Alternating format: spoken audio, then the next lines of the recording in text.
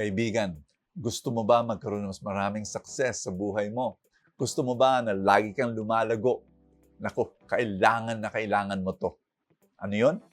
Self-awareness. Papaliwanag ko kasi parang boring naman yan. Hindi, napakahalaga yan. May ikikwento ko sa inyo.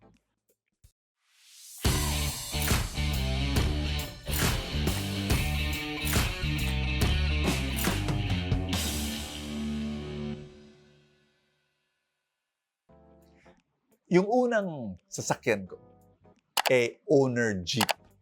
Batang-bata pa ako nun. Proud na proud ako sa aking owner jeep. Alam mo yung owner jeep, ha? Ngayon, medyo hindi na masyadong popular yan.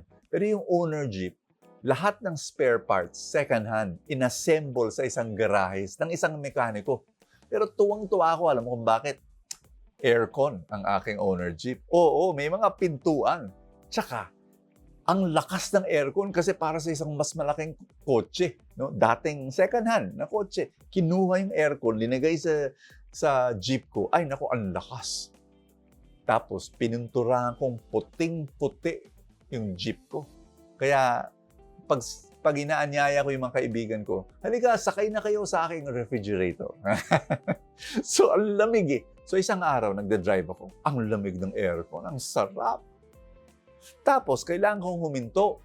So, tinapakan ko yung brake ko. Hindi huminto. Alam mo, buti na lang talaga. Hindi ako mabilis mag-drive. Nag-malfunction yung brake. Talagang wala to. Shinif ko sa lower gear. Ay nako, salamat sa Diyos huminto. Alam mo, yung jeep ko, it was a disaster waiting to happen. Kaibigan, meron akong lesson dito. Focus na focus ako sa aircon na sobrang lamig, sobrang lakas. Tuwang-tuwa ako, yung pala yung brake ko, mas importanteng bahagi ng kotse, sira.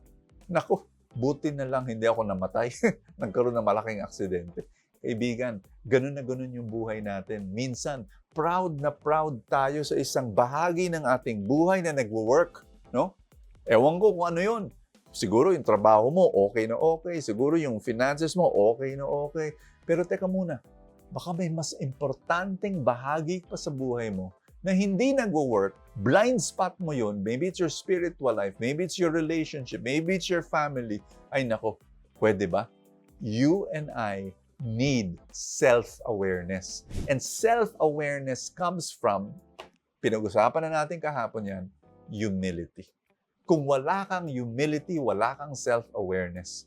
Humility, coming before the Lord and saying, Lord, kailangan kita sa mga bahagi ng buhay ko, baka hindi ko alam, may sira na pala.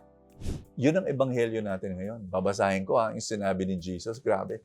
Yung grupo, ang tawag ay Pharisees, napakayabang, walang self-awareness. Tingnan mo, basahin mo, sinabi ni Jesus, woe to you, scribes and Pharisees, you hypocrites! You are like whitewashed tombs, which appear beautiful on the outside, but inside are full of dead men's bones and every kind of filth.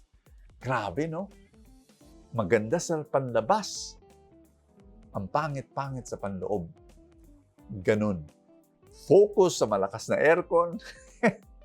Yung pala, naku, may aksidente na mangyari kasi hindi umaandar yung brakes. Ngayon, kailangan tayong magdasal. Allow the Holy Spirit to do a CT scan on every area of your life.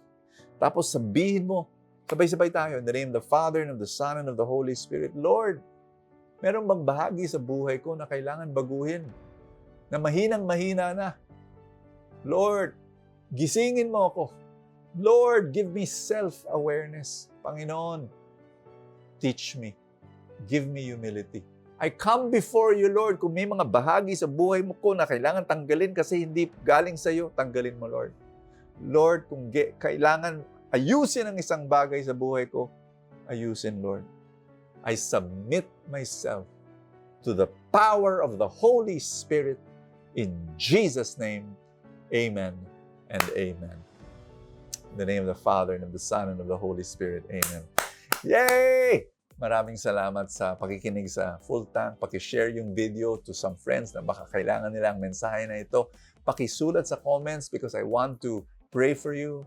And Kung gusto mo maging full-time supporter to support this mission, all you have to do is click the link that says support now dito sa ilalim ng video sa Facebook o kaya sa YouTube naman yung button join. At makakatanggap ka ng full-time Saturday and Sunday bilang pasasalamat ko. Maraming salamat. God bless you. I will see you tomorrow.